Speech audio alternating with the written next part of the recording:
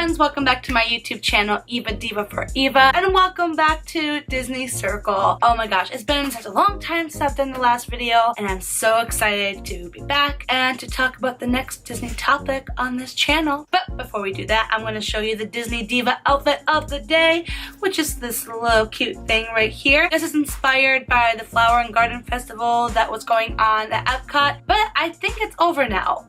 So anyways, I'm still going to show it off because it's one of my favorite outfits. A really cute floral skirt at the bottom with some hidden Mickeys in it, as well as a cute lace top and some cute glittery pink ears to match. So now to get right into why you even clicked this video in the first place. What is the dealio with Disney and DreamWorks? Well, if you're anything like me growing up in the 90s, you know that some of the greatest animated films in history were created during our lifetime. And if you were observant as a child like I was, you would also notice that in the 2000s, there was a new brand that kind of came into the game of animation. As a child, I always noticed there was some weird competition and weird rivalry, and when Disney would come out with a movie, DreamWorks would have something similar. I've always noticed it. Everyone thought I was crazy, which I was a crazy Disney kid, but that's besides the point. Today, folks, I'm here to tell you it was not a weird coincidence. There was a purpose in all of that madness and drama. Today, I'm going to be spilling the tea on the drama between Disney and DreamWorks. So if you came here for some spilt tea, well, you came to the right place. So this all begins in 1984 when a man named Jeffrey Katzenberg started working his way up all the way up to the president of productions, right under the actual president of Paramount Pictures, Michael Eisner. These guys worked really close together at Paramount, and one day Michael actually came to Jeffrey with some really exciting news. Hey Jeff, I've been offered a job as CEO of Walt Disney Productions. No freaking way. I'm like so super happy for you, but I'm gonna miss you. Well, that's the thing. I want you to join me. Oh my gosh, Michael, are you serious? I'm beyond serious. I'm not going without you by my side. Oh, Michael, yas! I'll go with you. So Michael decides to take the position as CEO of Walt Disney Pictures, and he brings Jeffrey along with him to be the overlooker of the animation department there at Walt Disney Pictures. Which is a humongous deal because, guys, Disney Pictures at the time really needed help in this department. Basically, Disney was still suffering with the loss of Walt Disney 20 years prior. They were pretty lost on where the animation studio should go, what kind of movies they should do, because their main leader wasn't there anymore. And with that confusion came a lot of box office misses. But the moment that Jeffrey moved on in, Jeffrey started getting his hands in, started working, and got his team to start creating some of the greatest Disney films ever, which actually started the Renaissance period there at Disney. Again, I'll talk about the periods and ages of Disney later on, but all you need to know is that in 1989, the starting of the Renaissance period, which was The Little Mermaid, and carried on with Beauty and the Beast, Aladdin, so on and so forth, which was a humongous deal for the animation studio, basically saving the animation studio. This man is very much responsible for the success of the studio, coming back, reviving it, and making it to what we love today. All was great until Jeffrey started feeling that he should be receiving some type of promotion there at the studio. I've been working so hard. You are killing it. Soon you'll be ruining that joint. You're right. I should look into that promotion. Even with that, some other people at Disney did not feel that Jeffrey deserved as much hype. Some people like Roy Disney, aka the nephew of Walt Disney, he thought that Jeff was taking on way too much credit for himself and said that it was a team effort that the studio was thriving the way that it was. But did that negativity stop Jeffrey? No, sir. Instead, Jeffrey continued to dream and work towards that goal of getting that promotion and building up the studio as a whole. He was there with the decision to bring Pixar as a team to Disney, also was trying to work towards Disney buying a television network.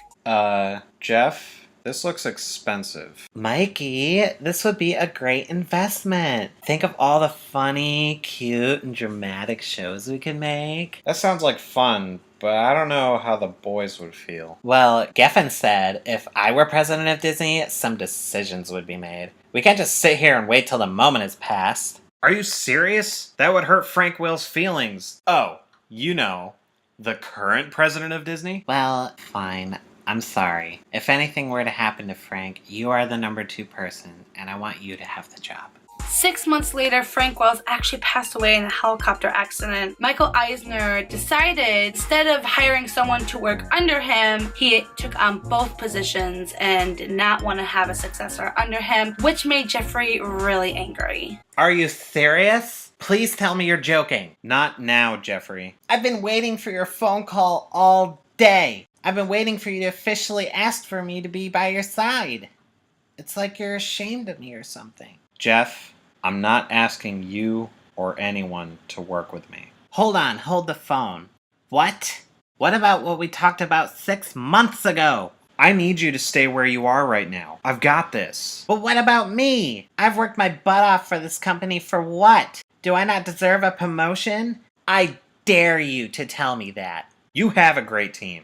It's been a team effort, Jeffrey. Don't you forget that. You better rethink your priorities, Mike. You can't afford to lose me. After all sorts of drama and all these rumors, Jeffrey decided to leave the Disney company altogether. But this is not the end of Jeff's journey. Oh no, it is just the beginning. In October of 1994, Jeff, along with his friend Geffen and another huge supporter of his, Steven Spielberg, decided to join forces and create what is known as DreamWorks Studios. Which, by the way, if you always wanted to know what the SKG meant at the end of DreamWorks there, it actually means Spielberg, Katzenberg, and Griffin. Griffin? I don't know if I'm saying that right. And only a year later, they signed a contract with Pacific Data Images to help create CGI films for the company, which is huge because this now meant that they have a power group to start creating CGI films to compete with Disney and Pixar, which is even bigger because there was something that Disney didn't know about Jeffrey. Because of the merging of Disney and Pixar at the time, and when Jeffrey was still there, it was no surprise that the head of the department of Pixar, John Lasseter, and Katzenberg would have frequent meetings together. Oh my gosh, I'm so tired. Yeah, I know, same. It's been uber duper crazy busy. Like, everyone loves my new Toy Story movie. Oh, just everyone's going crazy for it. It's like so good. We'll see if it gets more awards than my Beauty and the Beast film, though. For real, though, it seems like it's gonna be good. It's just really hard because they just want me to have all these movie ideas lined up. I mean, I have them, but... Oh, really? Yeah, like, for example, I'm thinking we're gonna do, like, the life of ants. Uh-huh, that's cool. Oh, and you're gonna love this one. The life of monsters. And then after that, we're gonna do the life of fish. You see where I'm going with this, right? Jeffrey had ammunition, folks. He had the Pixar blueprint that covered 10 years of every movie that's gonna be coming out through Pixar, plus whatever information and projects he already knew about Disney prior to leaving the studio. Woo! This tea is hot. It was completely easy to see that the objection of DreamWorks was to be the top of the competition for Disney and even to take down their competition. This all starts in 1998 when Disney is getting ready to promote their newest movie, Bug's Life. But there is one problem with this. They soon find out that DreamWorks Studios is releasing a movie called Ants, which is about the life of ants. Doesn't that sound a little familiar? This infuriated Disney and Pixar because it's the first time that they've realized what letting go Jeffrey has cost them. and they realized it is not going to get better from here. Both DreamWorks and Disney continue to do hand-drawn animation between their CGI projects. Even with that, Disney was still producing more and more hand-drawn than DreamWorks was doing. I mean, in between 1998 and 2001 alone, there was 9 hand-drawn Disney movies released between that time, where DreamWorks only had 3 hand-drawn animated films released. So box office-wise, Disney was still doing really good, even with that little bit of drama that happened there. So that, you know what? Okay, we will be fine. That was until May of 2001, when DreamWorks released their movie, Shrek. If you guys were expecting some hotter tea, well, buckle up. Because this movie not only dealt with the life of a monster, hence the next movie coming out from Disney, Monsters, Inc., only a few months afterwards, but this movie literally pokes and pinches at Disney, y'all. The Disney references in this movie is unbelievable. You have the references between the movies and the parks.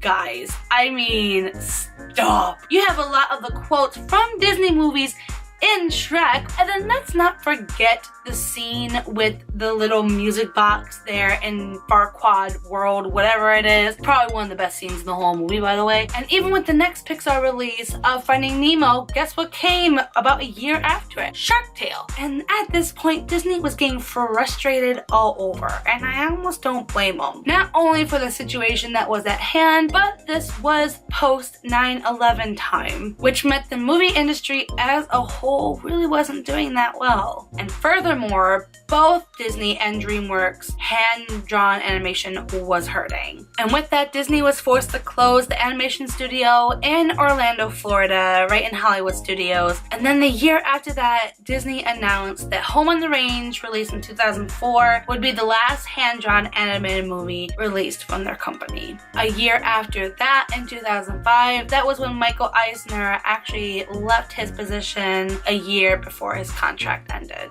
So with all that madness, Disney was desperate. Disney knew that DreamWorks was working on another project based on animals who escape a zoo and find themselves in the wild. Out of desperation, what does Disney decide to do? They decided to play DreamWorks' little game. So they took that frustration, created a storyline, created characters, and a year after Madagascar was released in theaters, Disney released their version of that movie called The Wild.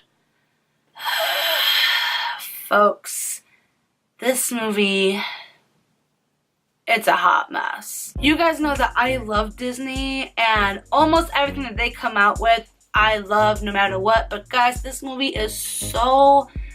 It's the worst, one of the worst animated films I ever watched in my entire life. It's a lazy copycat story with forgetful or crazy or just plain annoying characters, probably a combination of the 3. It was a humongous low point for the animation studio. It was basically the end of the studio itself at that point. But I believe wholeheartedly 3 facts up to this point. First, The Wild was a humongous low, but a turning point for the studio. After The Wild, if you look at the releases between DreamWorks and Disney Studios, Disney was trying to pull back a little bit, have Pixar take the lead when it came to releasing movie after movie. Secondly, this was when DreamWorks backed off on Disney a little bit, realizing that they won. They released a terrible movie. They played their game. That's what DreamWorks wanted. So DreamWorks left them alone. They were doing their thing. They were coming up with interesting storylines,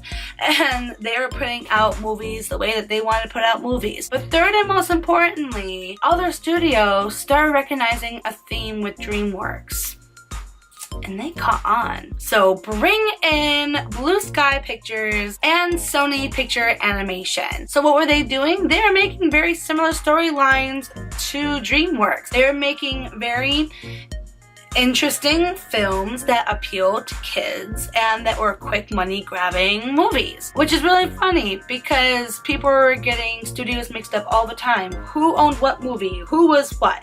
Didn't matter. They were like all the same type of styles. Which meant DreamWorks had to finally double down and actually work on their projects. They actually had to write a good storyline, have amazing characters, and sure, they did have a couple good movies that came out, but with that, I don't think anyone was prepared for the resurrection of Disney Animated Studios when they came out with 2010's Tangled. And this was all thanks to the new man of Disney Animation, John Lasseter. That's right, he was not only overlooking Pixar, but he was overlooking now Disney Animation Studios. Humongous new change to the Disney studio, what saved the studio for a second time. And since then, Disney and Pixar have been dominating the animation game ever since. And if you guys are wondering what happened to Jeffrey, well, in 2016, he stepped down from his position. Miss you, Jeff. So sad things had happened to you that way, and you made for a very interesting story for my channel. So question for you, my friends, what is your favorite DreamWorks anime movie? Let me know in the comments below, and I would love to check that out. Also, make sure to like this video if it was your jam, as well as share to all your friends who are looking for a really awesome video about some animation history. Don't forget to subscribe to this channel if you haven't already, and ring the bell for notification for any future videos that come out on this channel. I just want to say too, guys, I'm really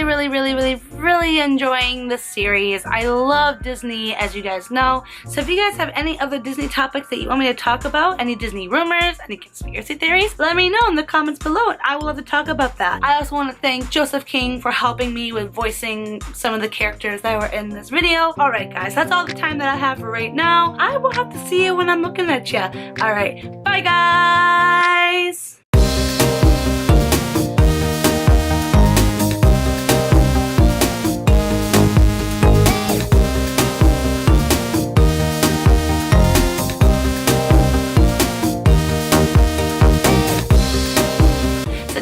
So today,